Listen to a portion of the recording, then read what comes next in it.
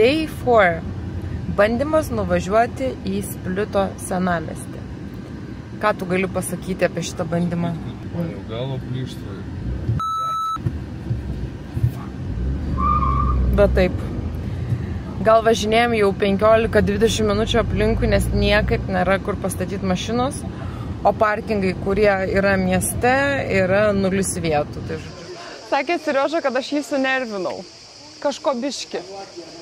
O ką aš padariau? Meilė, ką aš to padariau? Ne tavo reikalas. Neprisimeni? Nesvarbu. Surasi, kad tu nervinai, blogai jaučiuosi dabar. O Dieve, mano dovanok, tu man, kad aš to sunervinau. Dėl vėl nežino ko, kad tu net pats neatsimeni. Žodžiu, per garsiai kvėpavau. Dėmesį į šitą moterį, va čia yra pagrindinė įima į šitą pilį.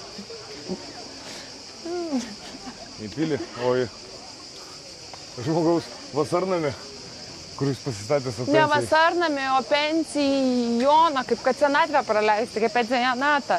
Pensionatas esi tu, o čia žmogus pasistatė savo vasarnamį, kad galėtų savo senas dienas praleisti. Ne jau.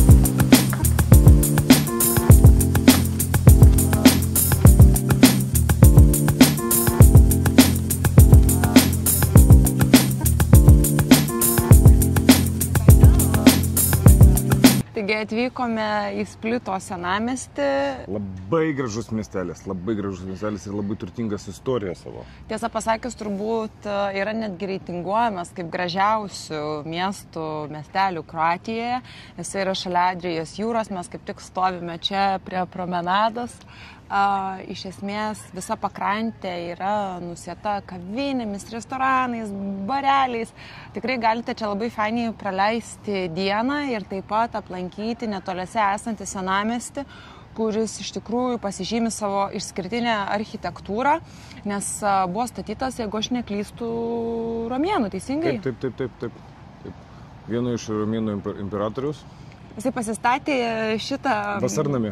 Ne, kaip sakė, kaip pensijos namus, va taip. Ja, savo pensiją užsigrantuoti.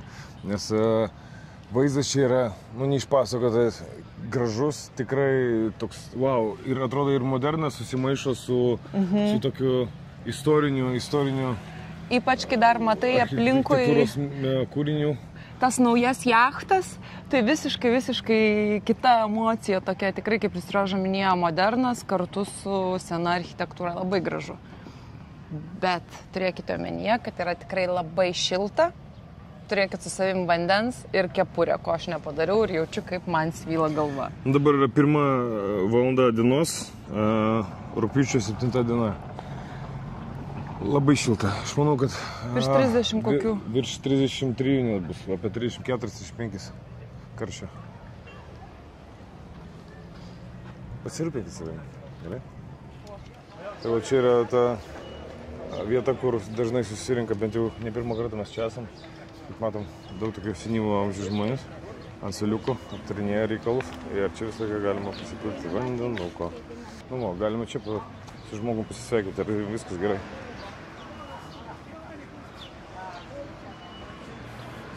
Galima ir tokių sutikti žmonių, kurie yra labai pavargę.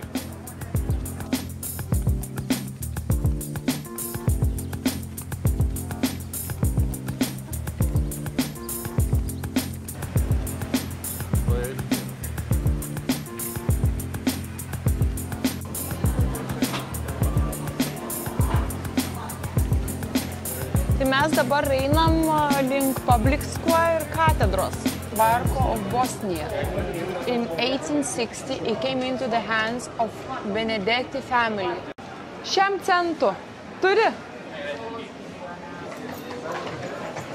Nu, kaip senais laikais.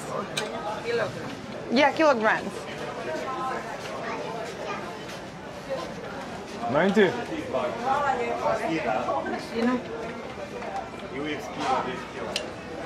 Dritto. Donja accetta. 1,81 m, bet 1,8 m šiaip nestatkės dar yra centimetras. Dobro. Dobro. To ti ova najdolje. Ja. Bravo. Imamo i ovo Kokių? 7? Karolė. Oh my god! O sužiūrėjus ir šiam 7. Jas mažiau reikia. Tikrai.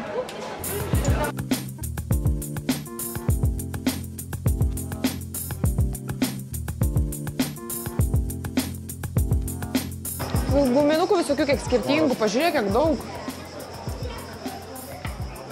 Dėmo kiekėbė. Vaikų svajonė, prisimeni vaikystėje, būdavo tokia parduotuvė pas mus. Ką? Vaikų ar tavo? Nu, aš vaikas irgi skaitau. Pažiūrėk, kiek skirtingų visokių. Kvepia taip pelė kaip.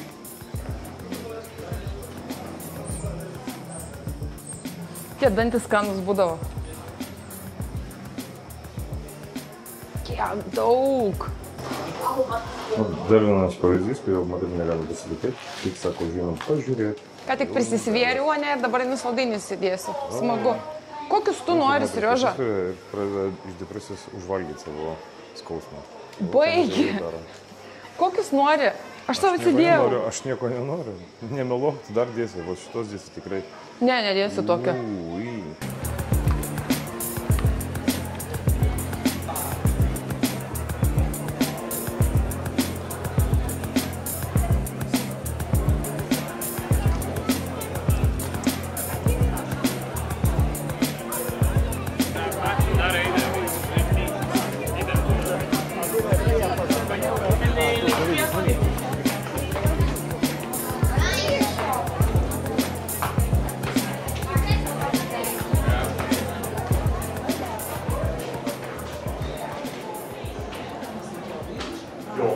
Dabar randamas Diotikliano rūsiuose. Čia Romų imperijos inžinierijos stebuklas. Iš tikrųjų, kai laukiai yra plus 35, tai čia yra gan gerai jaučiasi, nes čia prakaitas jaučiasi dar žliaugia iš po lauko. Bet atrodo, net į apačią nereikėjo įeiti, tiesiog įėjom tiesiai. Iš tiesiog patalpose tai daug visesnis oras. Iš tikrųjų, tai mes atėjome čia tik tai dėl to, kad parodyti jums šią vietą ne vien tik tai kaip rūsius, bet Game of Thrones mylėtojai turėtų atpažinti, nes čia buvo filmuojama dalis filmo. Tai iš tiesų įdomu pamatyti vietas, kurias esi matęs savo mylimuose filmuose. O tu žiūrėjai Game of Thrones? Aš tai nežiūrėjau, nes čia ne mano mylimas filmas, bet aš žinau žmonių, kuriems labai patinka. Labai daug žmonių pažįstu, kurie žiūrėjo, labai didelio gerbėjai yra to filmo, bet aš pats nežiūrėjau. Kad čia tos jų tikrusios plytelės. Mozaika vadinasi. Kas ten parašyta, neįdažiūriu. Mosaic graphics, late antique mosaic century. Kai buvo pastatyta, taip ir yra.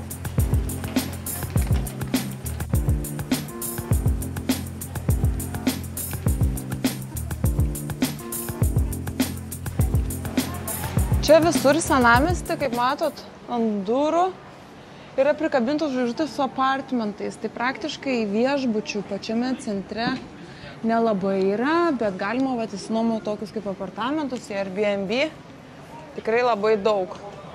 Ir iš tikrųjų faina, jeigu galima nors parai tokiam apsistoti, nes tikrai galit pajusti tą dvasią ir kultūrą, nes visi namukai turi tokias langinės, galite susimojuoti su kaimynais, prasivėrę langus, nes atstumas yra tikrai labai nedidelis ir langų.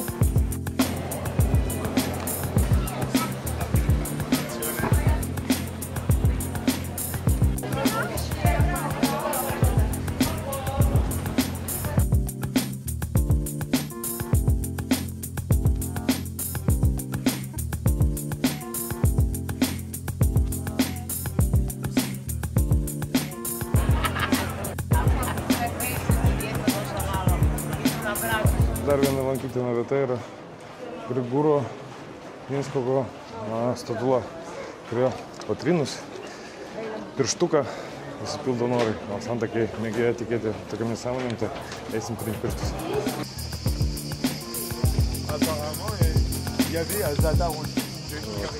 Tai stebuklingas pirštas.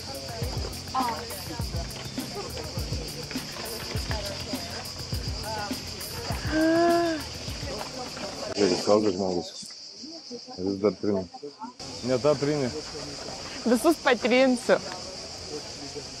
Ne šitie pirštai tavo norus pildo. Sakai, ne čia mano džinas? Net šitą džiną reikia trinti. Ne tavo dino lempa.